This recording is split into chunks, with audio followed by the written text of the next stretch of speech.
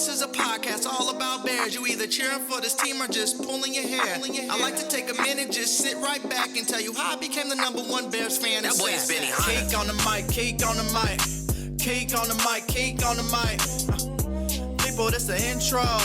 Sacramento, California, born and raised. And Antelope is where I spend most of my days. Talk bad about my team, you must be a clown. This is Keek on the mic, so you know you better bear down. Bear down.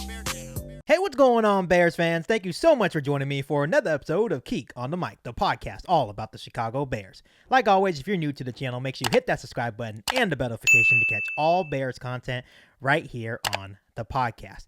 So we are back with another Chicago Bears pregame show, and the Chicago Bears are now 2-2 and heading to Minnesota to take on the Vikings. And once again, my co-host today is Isaiah Frey. How you doing, Isaiah?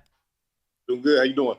You know, I've been better. I had a lot of high hopes. You know, the Bears squandered a golden opportunity last Sunday. You know, there's not a lot of expectations for this football team, but that would have been a good way to shut up the doubters for a little bit, right? Starting off 3-1.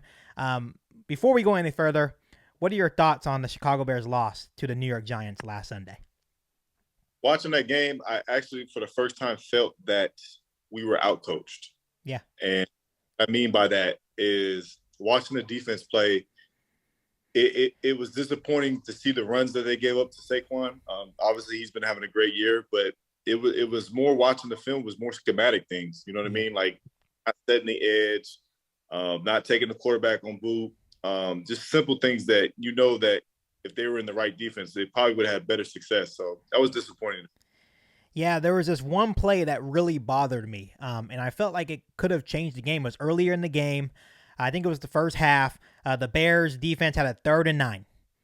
Nicholas Morrow blew up in the backfield, right? Just came out of nowhere and had a clean look to Saquon Barkley, try to get him down, get off the field, right?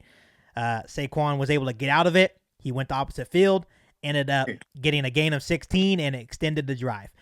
Things like that can't happen. It doesn't matter if you're young or experienced. You have to make that play, you know, and little plays like that definitely change the game in a big way. And I think another thing that really bothered me is Daniel Jones didn't have a good game through the air, but he did make those 2 big plays in terms of scoring touchdown with his legs, which I think I mentioned that in last week's podcast where I'm like, you know what, you kind of have to be careful with Daniel Jones. They've been really creative in how they used him, and it showed last Sunday.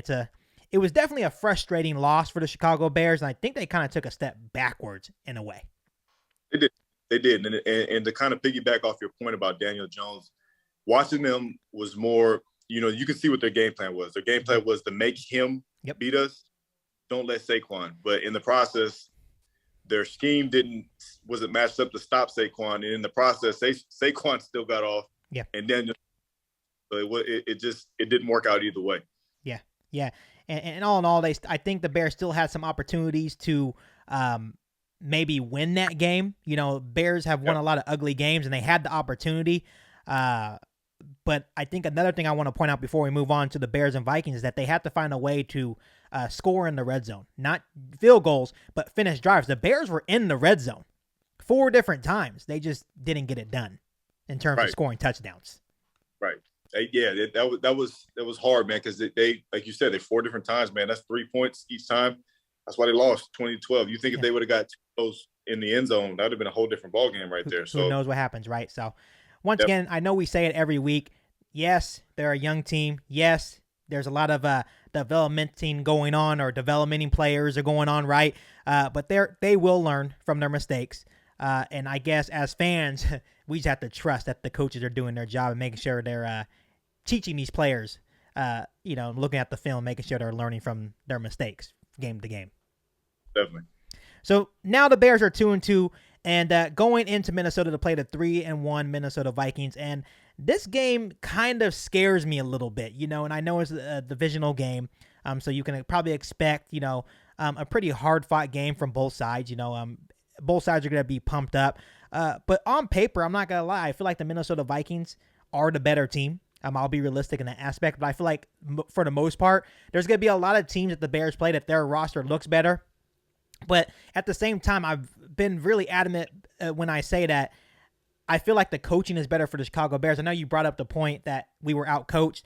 I don't think that's going to happen a lot. I think the one thing I really like about Coach Flus, is that they make halftime adjustments. The Bears are a lot better in the second half rather in the first half, so they do make those adjustments.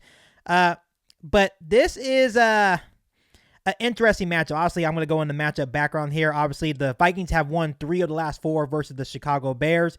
Vikings are 2-0 at home, while the Bears are 0-2 on the road. And the Vikings are a 7.5-point favorite over the Chicago Bears, which the Bears, we're going to be underdogs for the whole season, probably except for a couple of games. So that doesn't really bother me. But Isaiah, let me ask you this. What are your initial thoughts on this matchup against the Minnesota Vikings?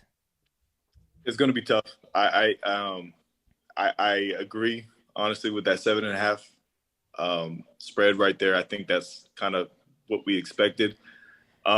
I think for them to win, they're going to have to play a phenomenal game on both sides of the it can't just be one side, kind of carrying the other. It has to be, a 3 game. It has to be offense, defense, and special teams. So I think if one of those teams do not have a great game, I can see the Bears not coming through with this one. So they have to put it together this week for them to win. Yeah, and when we say that they have to play a perfect game, that's that is testing your luck there, right? Because the Bears have yet to do that. Right. Obviously they're still looking for their passing attack. The run game is beautiful, but in terms of passing attack, it's still a work in progress. In terms of tackling for the defense, it's up and down. You don't know what you're going to get in tackling with the defense.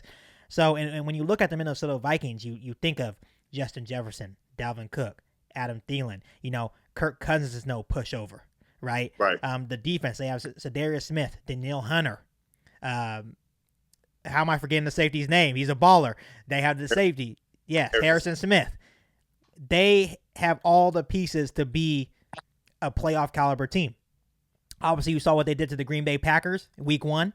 So the Minnesota Vikings are absolutely no joke. I truly feel that the Minnesota Vikings have all the pieces to be the NFC North champions this year and maybe make a push in the playoffs as well. So this is a very good Minnesota Vikings team. But like I like to say, any given Sunday, maybe the Bears do come out, they find their passing attack, maybe they gain a rhythm. You never know. That's why you play the game. Obviously, that's what people said about the Bears and Niners, right? And look what happened in that game, right? So it's going to be a hard-fought battle, but I feel like the Bears definitely have to play clean football in this one to hopefully have a chance to win. Definitely, it's no question that has to happen. As bad as that loss was last week, some bright spots, man. And I know he gets a lot of stuff for not doing some things that we want to see him to do, but Justin Fields made some great throws last week. He did. there was a few throws I was like, that can just be consistent, man. It's just like you can see where he can go with that. So. If he just continues to stack those together and be consistent with that, man, he can take this offense to the next level. And a lot of people are on Justin Fields saying, well, he's not improving, right? But that's not the case.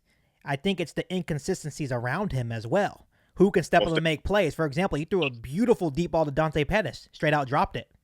Yep. Guys like, I hate to single out guys, but guys like Sam Mustipher getting blown up the middle every single play. The offensive line's inconsistent. He can't step up into the pocket and make those throws. But a stat that I was telling Bears fans on these last couple of podcasts is, well, check this out. When he has time, and I'm just talking about the Giants game, when he had time, he went 10 for 14, 168 yards. Yeah. He went 11 for 22 for 170-something. So that's telling you when he actually has time, which that's the case for most NFL quarterbacks, when they have time, they're going to do damage. So obviously the Bears have to figure out this pass protection. And that goes for the running backs too, right? The running backs have to pick up the blitz and help Justin Fields out. Everyone has to do their job. And of course, Justin Fields is not perfect. We all know that. But like you said, there was plays where it's like, okay, that's the Justin Fields we like, right? So it was also good to see Darnell Mooney getting involved too, man. And of course, I had him on the bench in my fantasy this week, so that's usually how it works. Yeah, when you finally sit him, I'm going to sit him, and then he actually, and I think it's a work in progress with them, right? As the weeks go on, I think it's going to be like a week 8 thing Like when we hit like week 8, week 9, that's when it's going to start clicking. Right. That's right. what I'm trying to stay positive, and I understand it's a new offense, new players, new coaching staff. It's going to take time. Look at the Denver Broncos right now. Struggling with Russell Wilson. They have receivers. They have a decent offensive line. They have good running backs, right? But they're still struggling. So that's just what happens when you have a new offense. Yeah, definitely. It just takes time. Like you said, like week 8, man, in the middle of the season, it'll click. Yeah. And you'll see people better and everybody understand their assignment every single play. So, yeah, I completely agree with you. Right. And, Isaiah, we have some good news this week in terms of moving on to key injuries here is that David Montgomery, obviously he had a knee/ankle injury. He no longer has that knee injury, so they just have him as an ankle now, and he returned to practice today. So I'm not sure what he did to get back so fast, but he was in limited fashion today at practice, and when he talked to reporters, he said, I am a game time decision. So I think they're doing one of those things where trying to confuse the Vikings defense. Is it going to be Herbert or is it going to be Montgomery? So there may be a good chance that Montgomery plays, which is huge for not only Justin Fields, but for the Chicago Bears offense. David Montgomery is the bell horse back. Nothing against Khalil Herbert. Khalil Herbert's a great back, but in terms of pass blocking as well, that's something that David Montgomery does really well. To add to the other injury, Jalen Johnson, which is another big one. He is still not practicing with that quad injury. That's something to keep an eye on, especially when you're going against Justin Jefferson and Thielen. I'm kind of worried about Kyler Gordon and Kendall Vildor in that matchup. And then Matthew Adams dealing with the hamstring. He's one of the Bears starting linebackers. It looks like he's going to return to this game on Sunday as well. So that is huge for the Chicago Bears defense. Looking at the Minnesota Vikings, cornerback Andrew Booth dealing with a quad injury. This is a big one. Outside linebacker Cedarius Smith dealing with that knee injury. And then cornerback Cameron Dantzler is dealing with the hip. It looks like they're all going to play, but those guys are banged up. So those are the key injuries. But when you look at this injury, when you hear these injuries, what pops out to you? Jalen Johnson. Yeah. And I say that, I know he's been hurt the last couple of weeks, but this is probably the best receiving core they've gone against. Yes. Point, if I'm not mistaken. I'm trying to think of who may give them a run, but you're not going to get a better receiving core than Jefferson and Thielen. No. So with him down, those young guys need to step up and have a great game. And even more so, man, that D-line needs to get pressure. Because, Yeah. But like last week, that wasn't the case. Even though they didn't get to get opportunities because they were running the ball, but when there was passing situations, I didn't feel that pass rush was up to par. Yeah, and especially this week, Robert Quinn, and Travis Gibson get some runs. Al-Qadim Muhammad, they have to get to Kirk Cousins to help out those young guys in the secondary. Obviously Jaquan Brisker looks great. Eddie Jackson, he's back, so that is great to see. But Kyler Gordon and Kendall Vildor, they have to play really good. Yeah. Really good. And obviously Kyler Gordon, we have to take it game by game. He's a rookie. But Kendall Vildor, he is a second-year player, so we expect a little bit more out of him. But they're going to have a tough task on Sunday with Justin Jefferson and Adam Thielen. The Minnesota Vikings are ready for this matchup. Definitely. They definitely are. It was weird. I seen the over-under for Dalvin Cook, and it's 130. Wow. Which is interesting because, I don't rush for over 100 yards this year. That's a high number. It is. So I'm curious to see how Minnesota attacks the Bears defense, knowing that they did give up all those rushing yards last week. And I think that's what that's probably what Vegas is looking at. So I'm curious to see what they lean to more on Sunday. I think the only solution for the secondary is that you go back to Chicago and suit up for them. I think that's that. I think that's it. I think you need to go back and show them how to do it, especially Kyler Gordon. I could only help them if they put me at nickel and then we're in cover 2. Past that, man, I don't think I can do much for them. So hey, it was worth a shot. It's worth a shot. So obviously we're going to move on to the X Factors now, and I know that we've been kind of talking about a couple X Factors, but I'll let you start with your 2, one from Minnesota and one from Chicago. So X Factor for Minnesota, I'm going with Adam Thielen. Okay. Thielen. I know what Justin Jefferson can do. He's top 5 in the league right now. But that second guy, Adam Thielen, man, if he has a great game, that's going to be tough for the Bears. It's going to be a long. And then for Chicago, I'm going the cornerbacks, Kyler Gordon, Vildor. I think they have to have a great game for us to even have a chance. Right. So they need to go out there and be ready to compete because they're going to come at them. So I'm hoping to see improvement from both of them this week. You know, you make a very great point about Adam Thielen. It's always that second guy, especially in terms of receivers you have to worry about. You know the number one's going to do their thing. But if you let that second guy kill you, it's going to be a very long day, to the point where a lot of Bears fans may turn off their TVs. And I'm just trying to be realistic here, you know, and I'm very confident in my team, but you kind of have to know, like, your team situation. There's difference between, being confident and, not being realistic. We all know that the Bears are in rebuilding, and the Vikings are not. The Vikings want to win this year. The Bears are not winning this year. So it could be a very long day. It could. But you make a very, very great point. Look at when we had Allen Robinson, for example, and Darnell Mooney was the second guy. Look what Darnell Mooney was able to do. You lose Allen Robinson, now Darnell Mooney's kind of struggling, right? Because he's the number one guy. So it's really important to have that number, like that 1-2 punch, especially in terms of receivers, and Minnesota definitely has that. 100%. So my X factors, I'm gonna give my nod to Justin Jefferson. In 4 games against the Chicago Bears, he has 25 catches, 393 yards, 2 touchdowns, and he's averaging about 16 yards per catch. And once again, he's my X factor because Kyler Gordon's gonna have to guard him. Like they're gonna do a lot of matchups and different schemes and stuff to make sure that Kyler Gordon or Vildor is on Justin Jefferson. And I'm just hoping that Jalen Johnson plays, which is not looking likely. I truly feel that it's going to be a long day for Kyler Gordon. I'm trying to have confidence in Gordon. I know it's just a process. He's a rookie. I'm glad he's getting it all out now. But week by week, you're like, man, is the kid actually improving? And then he does some good things, but more likely than not, it seems like he's doing all bad more than good. So I know it's a process. You got to be patient with these young rookies. But I truly feel like Justin Jefferson's going to have a big game against the Chicago Bears. I just feel it. Something's telling me. I just feel it. Not to cut you off, but to go back to that point on Kyler, man, I would like them to just have him in one spot. I don't like the fact that he's bouncing from nickel to corner. It's too much for a rookie. Guys later on in their career, that's when they start to do that, right? It takes years to get a feel for that. So it's like for him to go, first and second down on the outside and then third slot, man, that's a lot for a rookie. And I couldn't even imagine, what's going through his head right now. So I would like to see them just let him hone in on one spot.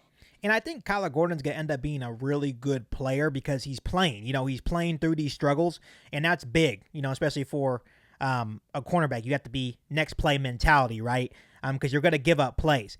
But Chicago is a tough place to play, so he's hearing it from a lot of Chicago Bears fans, and then he's also hearing it from the outside media as well of how bad he's been. So that has to get to him just a little bit. His confidence is probably a little bit shot, just maybe a tad bit. But I think in the end, he should be a pretty good player for the Chicago Bears. Definitely. Like you said, especially if you can get through all that extra noise that I know he's hearing. My advice to him would be to, deactivate all your social media, man. Just focus. Right. Focus. Listen to none of the chatter. Just play in your own head. Yeah. And, speaking of social media, my X factor for the Chicago Bears is Sam Mustipher, center Sam Mustipher. I'm going to switch it up here a little bit. And Sam Mustipher this week actually blocked a lot of the Chicago Bears media because of what they were saying about him. Obviously, he hasn't played well, especially just looking at the New York Giants game alone. He gave up 8 pressures along with the sack. Obviously, I hate to single out a guy, but the center is one of the more important positions on the offensive line, along with left tackle. And he just has had a tough go this season. But obviously, Luke Getsy came out and said they're working different combinations. So I'm not even sure if Sam Mustipher is going to start at center anymore. It may be Lucas Patrick now. But if Sam Mustipher is still the starter at center for the Chicago Bears against the Minnesota Vikings on Sunday, I need him to step up. He needs to have a good game. Minnesota does have a pretty decent defensive line, so it's going to be another tough test for him. But the reason why I need him to step up, because there is opportunities against this Minnesota Vikings defense. They're not the best bunch we seem. They're vulnerable, right? Looking at the numbers, they're 26th in total yards, 26th in passing yards, and 23rd in rushing yards. So if the offensive line once again can give Justin Fields time, I'm going to throw out that stat again. When they gave him time against the Giants, he went 10 for 14 for 168 yards. When you give a quarterback time, especially a guy like Justin Fields, watch how good he is. So Sam Mustipher, I need you to step up because people have been bashing him all week, and I've been bashing him too. He hasn't been good. Yeah. We expect, you got to step up. You got to help your quarterback out. No, he definitely does. To be honest, I don't like the fact that there are playing musical chairs with the offensive line. I think an offensive line needs to have that cohesive kind of, know how to play with each other. And rotating guys in and out, trying to get a good group, man, is tough. You need to find 5 guys you like, right? Find a bin and go with it. You know what I mean? Right. Let them go through struggles and have them figured out on the run. But rotating guys, man, that's not the way to do it at the O-line. And my thing is, and I guess I can just ask you this question: why did we sign Lucas Patrick to play center? And if he's not going to play center, I understand that he was dealing with that thumb injury, but he's snapping the ball now. And I understand that Cody Whitehair's out, but I don't care. Right. Lucas Patrick needs to be our center. That's what we're paying him to do. We're paying him to do. I truly feel, and I hate, because I understand these guys work hard. You know more than anything that these guys put in a lot of work. So I get it. He's probably a hard worker, probably a nice guy, goes in every day and busts his tail. But he's just not getting it done. Right. So I think a simple switch for the Chicago Bears offensive line is just taking Sam Mustipher out, putting Lucas Patrick at center where he's supposed to be, and then I would just probably take Michael Schofield off the bench and put him at left guard for right now. Because Braxton Jones has looked good. Tevin Jenkins has looked great. Larry Borum is handling his business. The weak link is Sam Mustipher. And what's wild to me about the Tevin Jenkins things, they were trying to get rid of him before the season. Right. And he's arguably been the best on the O-line. Right. Yeah. So, and it's like, I feel like, once you said, like you said, that was the most frustrating part is, once again, we signed Lucas Patrick to be the center, but they were going back and forth with Tevin Jenkins and Lucas Patrick at right guard. How does that make any sense? When Tevin Jenkins the last couple of weeks has given up 0 pressures, 0 sacks. So why isn't he starting full time? So I don't get it. And I don't, like I said, we don't get paid the big bucks to be the coaches, but I just think it's common sense. It is. Honestly, I think, if you and I can see it, and I've never coached O-line a day in my life, but I do know the fact, best O-lines I've ever seen have played together multiple games. So they need to fix that. Right. Quick. Like damn well, I'm never playing offensive line. I'm 5'6", 150 pounds. Yeah. But I can tell that Sam Mustipher is not it. And I said that last year. Yeah. I was like, when the new coaching staff came in, I was surprised he even made the team. Right. And like I said, he's probably a nice guy. He went to Notre Dame. I love Notre Dame. And he works his ass off. He's a good, I hear good things in the locker room about him. But sometimes being a good guy doesn't mean you're going to be a great football player. The O lineman I like the excuse my language, but the b-holes on the team. You know what I mean? The guys that just, and they have that attitude. Like when I was playing, we had Roberto Garza. Yes. And he was the leader of the O line. You knew exactly what he was going to bring every week, and everybody took on that persona. You know what I mean? Like that was our own line at that time. Right. That's why Matt Forte had all those good years, man. Because Right. a guy like Roberto Garza was just leading the way. Kyle Long, those type of dudes, man. Right. You need those guys. And right now, I don't think they have anybody like that, and it's unfortunate. I don't know Tevin Jenkins' personality much, but probably in his mind, he's like, I can't even be that way because they were trying to get rid of me this year. So it's like, they need to find some guys that are like that. Yeah, and I truly feel that Lucas Patrick, they're not anywhere near like a Roberto Garza, but guys like Lucas Patrick, Tevin Jenkins, they do have that nastiness about them that they want to put people's face mask in the dirt. Right. And that's important because they're the interior offensive line. So if the interior offensive line holds firm, guess what that means, Isaiah? That means Justin Fields will have time to climb the pocket, step up in the pocket, and make those throws. You know what that means? That means the passing attack is going to come alive. That means Darnell Mooney is going to start getting you some fantasy points.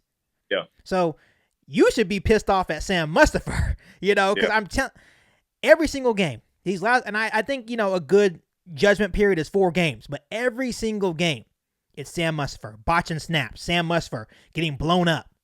Right. The Giants didn't even have one of their best D tackles. And he made them look like they're a 4-time first-team All-Pro. A Pro Bowl player. Huh? Super Bowl champion, Hall of Fame. I just don't get why you wait this long. Right. You wait this long. And I know the coaches knew that Sam Mustipher wasn't it. They have to know that. So I'm hoping that coming into this game, Sam Mustipher is back on the bench. All due respect, he's just not getting it done. And I hope Lucas Patrick's back at center. Fine with Tevin Jenkins at left guard or right guard. Borum's good at right tackle. Braxton Jones, 5th-round rookie, doing great at left tackle. And then left guard, just put anyone. Just Michael Schofield, veteran, has experience, perfect. Okay, and I think you'll see a much more improved. I'm not saying the passing attack will all of a sudden come to life, but I think it would be a better unit, a better 5. Right. Definitely.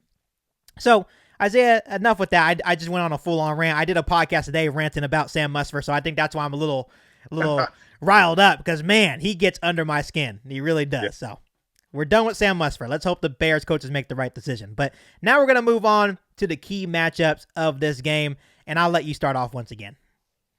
I spoke of it early, man. It's the Chicago DBs versus the Vikings receivers. That's man. it. That's the game right there. That's the game, bro. Yeah, that is the game right there. Like it is going to be a tough matchup for the Bears. If they hold up and do a good job, man, they'll have a good chance of competing for this game. But if they go out and play like they kind of did a couple of games ago against Green Bay, man, it's going to be a long day. Yeah. This game really does scare me. It really does because Vikings have the 2 receivers. They have Dalvin Cook. Once again, Kirk Cousins is not like the best quarterback you've ever seen, but if our front 4 is not getting pressure, he's going to torch you all day long. Oh, he can get it out. Yeah, he can stick that foot and get it out, man, for sure. So this game, I'm with you. One of my key matchups is Justin Jefferson, Adam Thielen versus Kyler Gordon and Kendall Vilder. This is the game. Like, this is the difference between winning and losing. Yes, 100%. And if it's any indication of how Kyler Gordon has played the first 4 games, it's going to be a long day. Right. Kendall Vildor has been up and down. He's had some good plays, maybe been a little bit more consistent than Kyler Gordon, obviously. But even Kendall Vildor, come on now. You're talking about Justin Jefferson and Adam Thielen. Let's be realistic. Let's be realistic. I hear you. Those are 2. Justin Jefferson's obviously still young, but he's a baller, and then Thielen, he's a veteran in this game, man. He knows exactly every play. And I don't want Bears fans to come on here and attack Isaiah and I, because I know I'm always the one. I'm very positive. I'm optimistic, but there's nothing to be optimistic about. Yep. Kyler Gordon does not look good right now, and it's just the truth. He's gonna get better, but right now in this time, it's just, this is the game. There's nothing else to it. Yeah. And I just don't, and I know Bears fans may get kind of sensitive, but it's just sometimes we'll sit here and be like, well, maybe if we do this, and this, maybe if I pray before the game, maybe it'll work out. But even then, you're going to have to pray, a long prayer. Yeah. Yeah. There's just, we gotta sit there and hope and pray that the D-line gets pressure and Kirk Cousins is very uncomfortable in that pocket. If Kyler Gordon and Kendall Vildor shut down Justin Jefferson and Adam Thielen, which no one's been able to do, I think maybe one team shut down Justin Jefferson, but they've never been able to shut them both down at the same time. If they get this done, I will come on here and kiss the feet that Kyler Gordon and Kendall Vildor walk on. And I'll admit that I'm wrong, but at the moment, come on now, we need Jalen Johnson back. That's just the truth. Yeah. And that was Darius Slay did a great job on Justin Jefferson. That's who was able to lock him down. But Darius Slay is, he's Darius Slay, Darius Slay is probably better than Jalen Johnson. Yes. He's even if Jalen Johnson does play, it's gonna probably be a tough day. It's still gonna be a bad. I think it will probably ease the Bears fans' nerves if Jalen Johnson plays. But even with Jalen Johnson, you still have Adam Thielen. Right. I just don't know how else to put it, man. It's just, it scares me, because it scares me because even last week against a team that didn't have no wide receivers, their receivers were getting open. Yeah, exactly. So what does that mean when you play Justin Jefferson and Adam Thielen? Like, are we supposed to be optimistic that you're going to just all of a sudden lock them down? No, I can't do that. I got to see it to believe it first.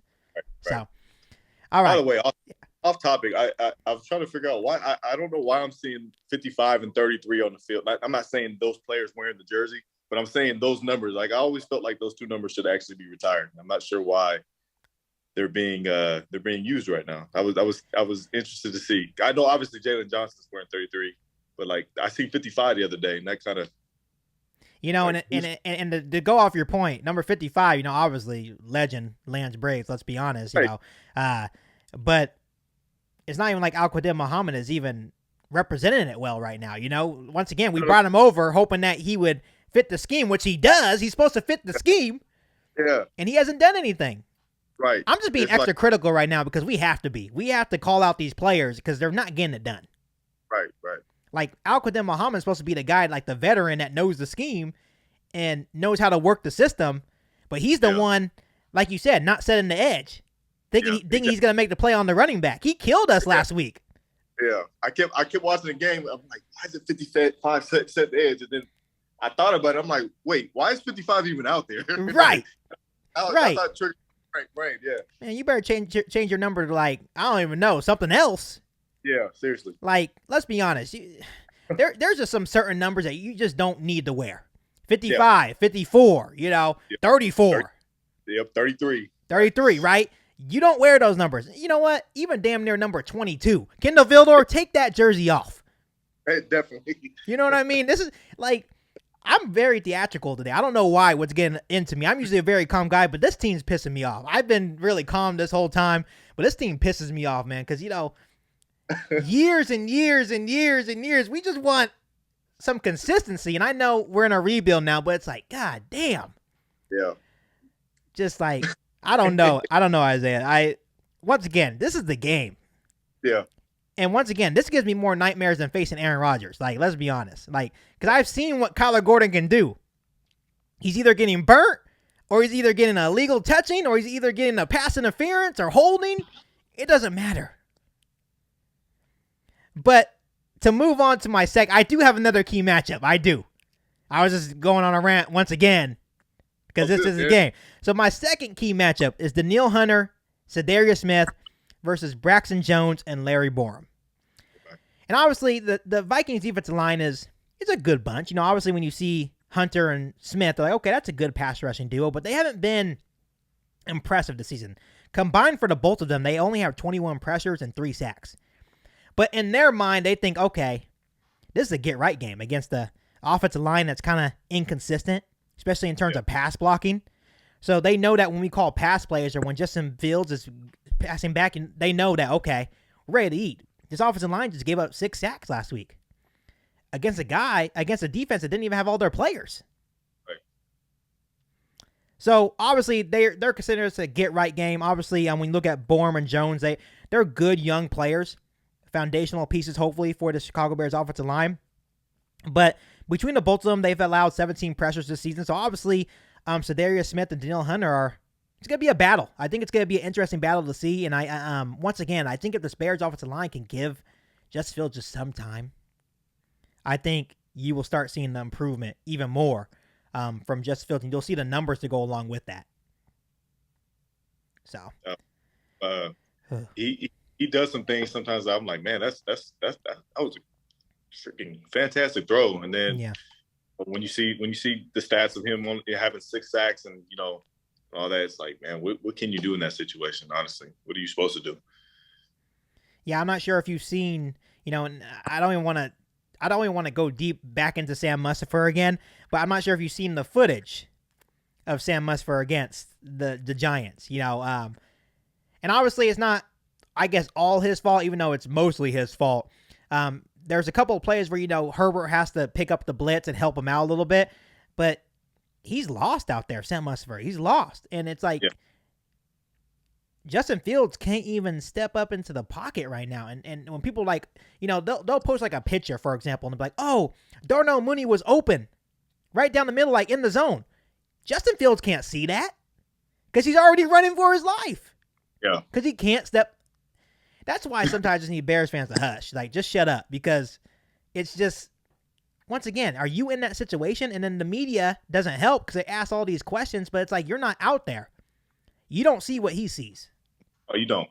And normally how it works when it comes to quarterbacks getting pressure, if you see a guy coming free off the edge, 9 times out of 10, it's the quarterback's fault because he's not sliding protection the right way. But when you keep saying, seeing the things up the middle, yeah, center's fault. What's he supposed to do? You know what I mean? Like, that's why he's running. It's because that's all he can do right now. And for the first couple weeks, I'm like, man, he's running a lot, and it was starting to get me. I was starting to get a little irritated. Like, Justin, stay in the pocket. But then when you rewatch the film, you're like, oh, he can't step up because Sam Musfer is losing his battles every single time. Right. And you got to be careful. The first couple of weeks, the Bears fans were like, oh, Sam Musfer has good PFF grades. PFF doesn't mean nothing to me. PFF is one of the worst ratings I've ever seen in my life. They're frauds.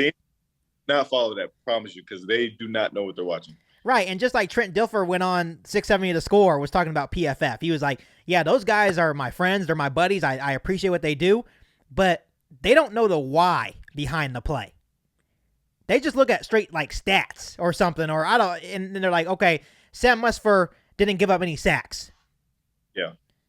You know why the reason why Sam Musfer is not giving up a lot of sacks? Because Justin Fields can run. He's been running for his life. That's why Sam Musfer doesn't have a lot of sacks to his name. But he sure does have a lot of pressures. Oh man. See, we gotta stop talking about him. We're getting me riled up. Oh, the best is when they give corners a completed catch on them when they're in cover 3, when they don't know the comeback is not even their job. It's like, yeah, you just don't know what's going on out there. But PFF grades them on that. Exactly. You know what I mean? So yeah, Trent Dilfer, I'm not sure if you've seen the video. You should definitely check it out after this.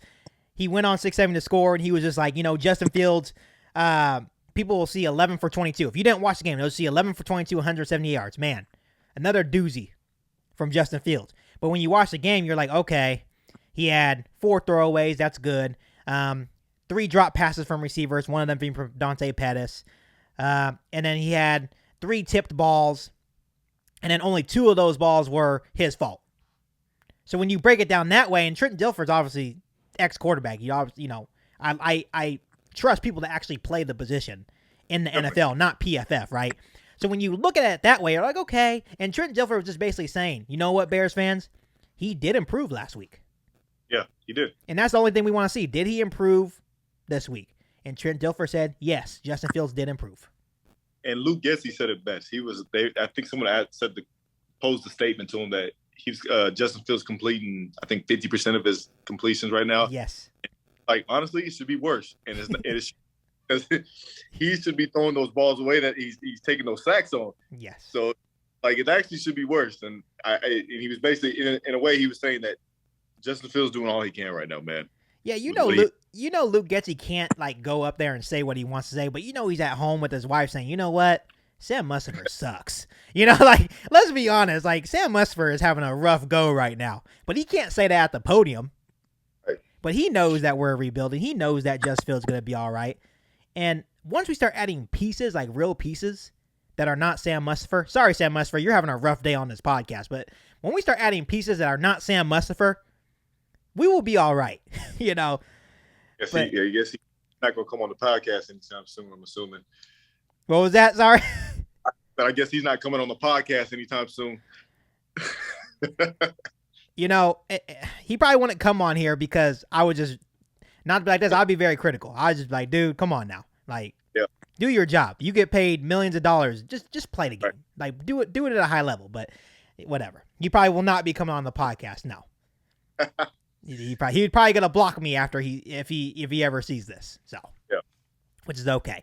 So Isaiah, we've been talking a lot about this is gonna be a tough game for the Chicago Bears, but what is 3 keys to a Chicago Bears win? I think the 3 keys is 1, Bears have to have great pass defense. 2, Bears have to have great run defense because their run defense was not up to par last week. And 3, you got to give Justin Fields time. Those are 3 keys they need to have. They lock down for them to have a chance to even win. What percentage of a chance do you think they have of actually like locking down Jefferson and Thielen, like realistically? Realistically? Yes. I'm going to go ahead and give Flus a lot of credit because I know for a fact he's a fantastic coach. So if they do what he says and Flus can actually kind of out-scheme the Vikings offense and Kirk Cousins, I'll give them a 40% chance. Realistically. And that's Flus calling a great game, having a great game plan, knowing what he needs to do every single down. That doesn't really make me feel good, Isaiah. You know, you said that's Flus calling a perfect game. And 40, I know you're being realistic, but 40%, and that's a great game. Great game. Oh man, you just made me even more nervous than I need to be. But okay, second-year player going against one of the top receiving cores. Right. So, even a guy like Jalen Ramsey would have a tough. He would have his issues with a guy like he's good. Justin Jefferson's a great player. Great player. So, okay. So my 3 keys to a Bears win is try to take the ball away. I think maybe if we can get some turnovers, maybe get some short fields for the offense. I'm not sure if it will matter or not because they can't score in the red zone right now. So maybe if you give them the ball, maybe takeaways, maybe some pick sixes, maybe. I don't know. Maybe the defense can score for them. That would be huge. Eddie Jackson, it seems like he's had an interception a game so far. He has 3. I think Kirk Cousins is always good for at least maybe 1. Maybe if you get some pressure in his face, maybe force him to throw an ill-advised throw.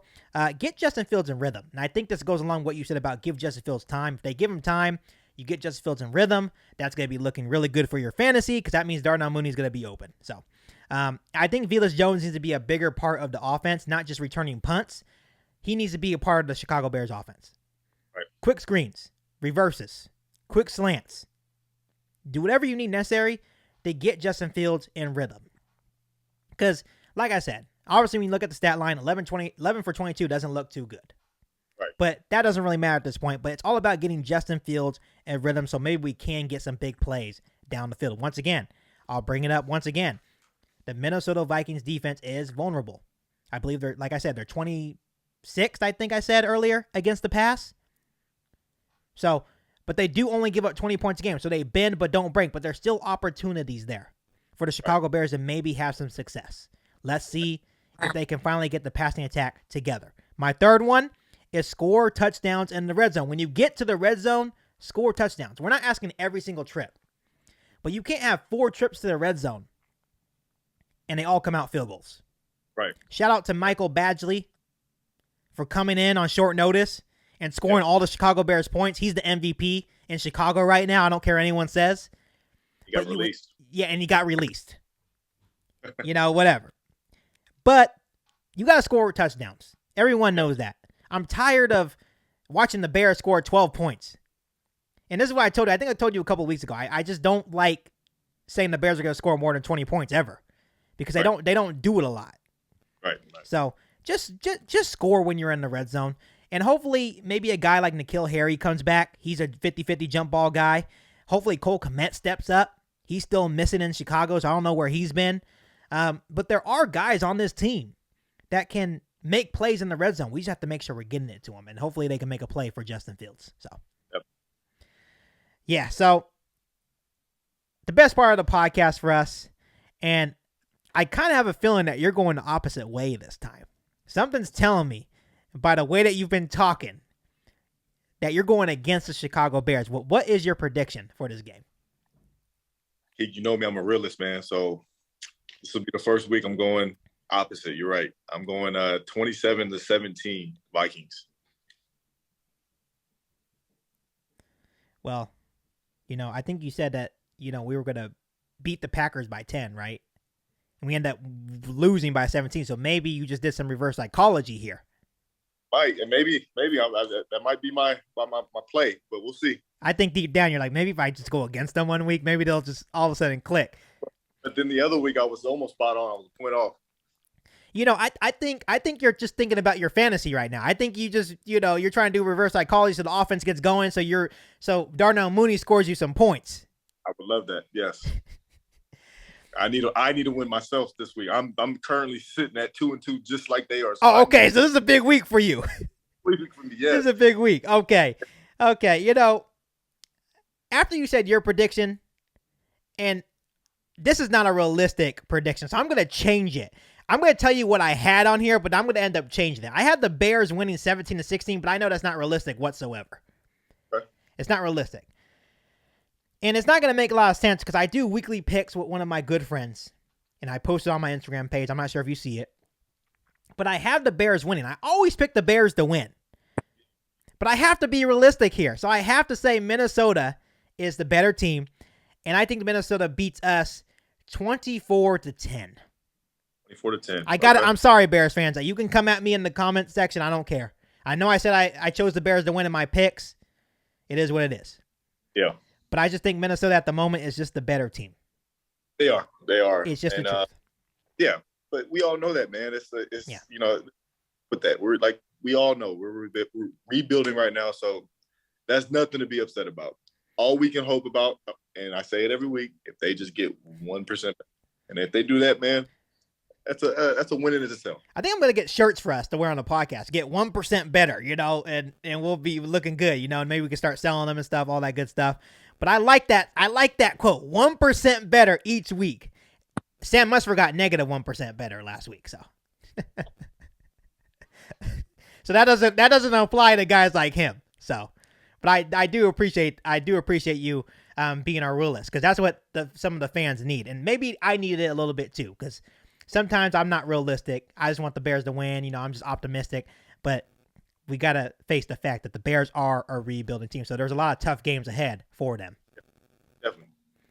So Isaiah, once again, thank you so much for coming on. Next week we have Thursday night football. So obviously we'll be posting on a different day. And it's going to be a great game. It's going to be the Commanders versus the Chicago Bears, two of the best NFL teams. So it should be fun. Be a fun game. But once again, thank you so much for coming on. Of course, anytime. Before I let you guys go, Bears fans, so make sure you hit that subscribe button and the bell notification to catch all Bears content right here on the podcast. Make sure you follow me on all my social media platforms. Make sure you share this episode of Keek on the Mic with every single Bears fan that you know. But other than that, I'll be back for an all-new Bears podcast right here on Keek on the Mic. Thanks, guys, and bear down. Riding with country bear. You ain't bout it, you ain't bout it, you ain't Keek on the mic. You ain't bout it, you ain't bout it, you ain't Keek on the mic. You can go and subscribe, cause I be on it right. You ain't bout it, you ain't bout it, you ain't Keek on the mic.